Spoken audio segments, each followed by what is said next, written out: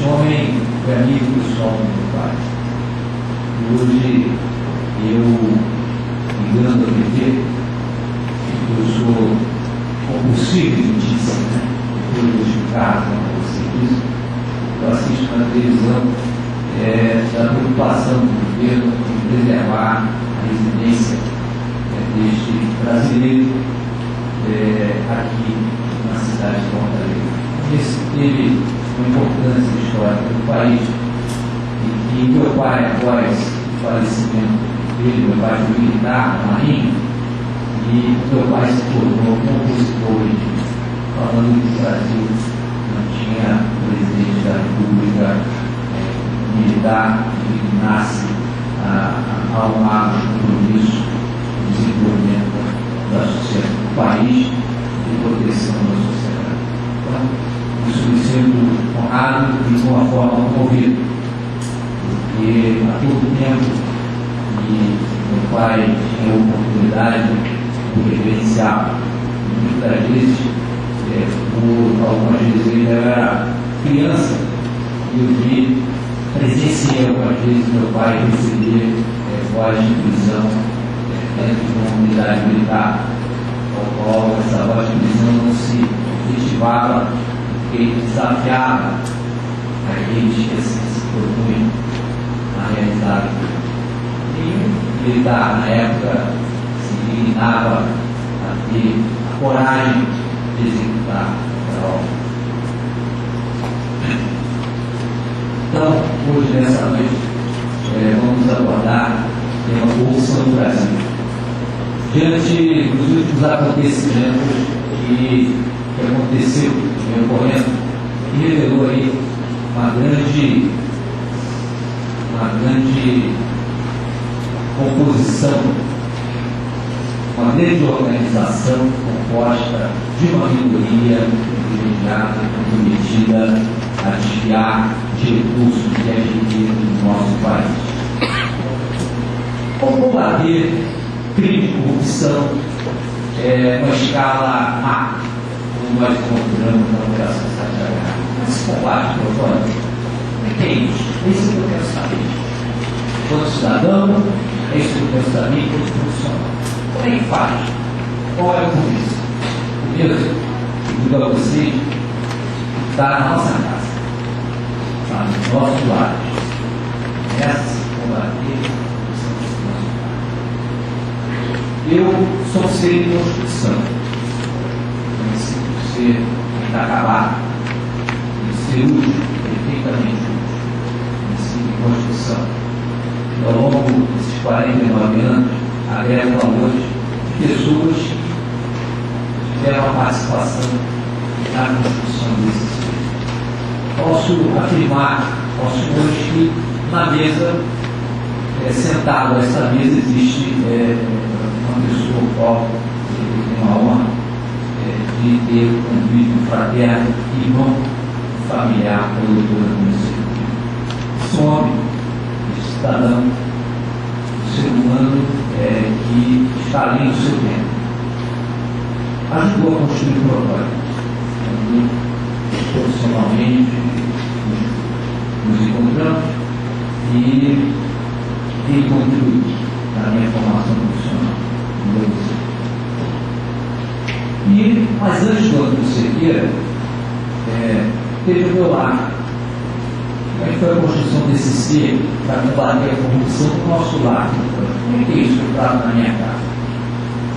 Toda criança, meu pai militar, ele, amigo pessoal, presidente do Castelo Branco, vice-presidente da Armar, ele nos dizia: olha, temos que ser informados. Em casa não tinha televisão, era apenas um rádio, meu pai colocava sobre a mesa e reunia toda a família, todos os filhos, para que nós escutássemos obrigatoriamente antes da ceia. Nós tínhamos que escutar Rádio Maria, A Voz do Brasil e o seu repórter. Mas depois ele tinha sido. Eu me recordo desse fato, ainda na idade de 5 anos. Então eu fui uma criança que eu não li livros infantis.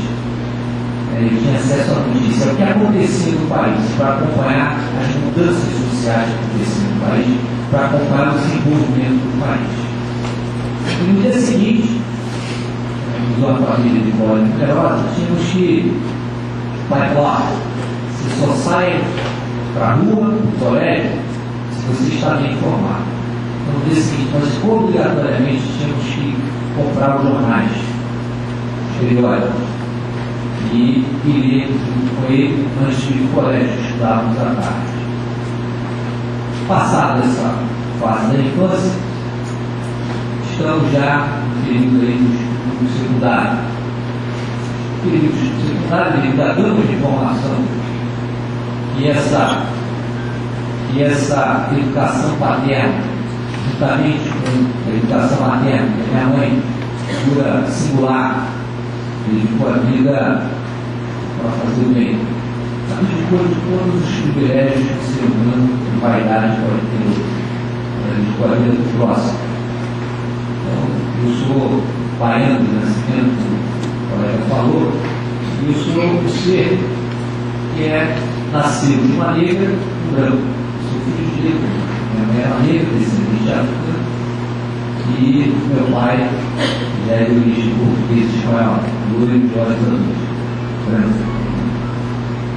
E deu o que deu. E este ser de construção, minha mãe incomoda, trabalhando na Santa Casa de Misericórdia, pessoa que se doava a vida do próximo. Até o final da sua vida, ela recolhia o nativo, roupa, alimento para dar à escola. E ele evoluiu no ambiente secundário questionando. Passo a minha adolescência sendo questionador. Opositor igual ao meu velho pai. Por que isso, por que daquilo, isso está tudo errado? No país não se constrói nada, não se aproveita os recursos naturais que tem. E certa vez, uma feira de ciência, fizemos um protesto, um grupo de estudantes fizendo um protesto. Um protesto esse, que destinava-se uma sala para ter um laboratório, fazer lá, apresentar um trabalho científico, e esse trabalho científico foi seguido de apresentação do jornal escolar. O jornal foi criado. Eu pensei na vida em ser um dia jornalista, informar a população a verdade. E nesse período, eu escolhi uma data da Feira de Ciência que nós elaboramos um jornal, chamado Alerta Geral. E foi no dia da Feira de Ciência que foi lançado o jornal. Só teve uma edição. O jornal era baixinho de protesto.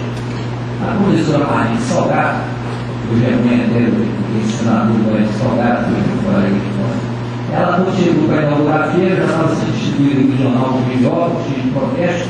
Quando ela abre a nossa sala da Feira de Ciência, era uma sala de tortura. Tinha pau de arara, cadeira elétrica, e cheio da autoridade, todo mundo vai ser todo mundo preso. Fecha a sala e a Feira de Ciência acabou aqui. Então, vai se construindo um protótipo.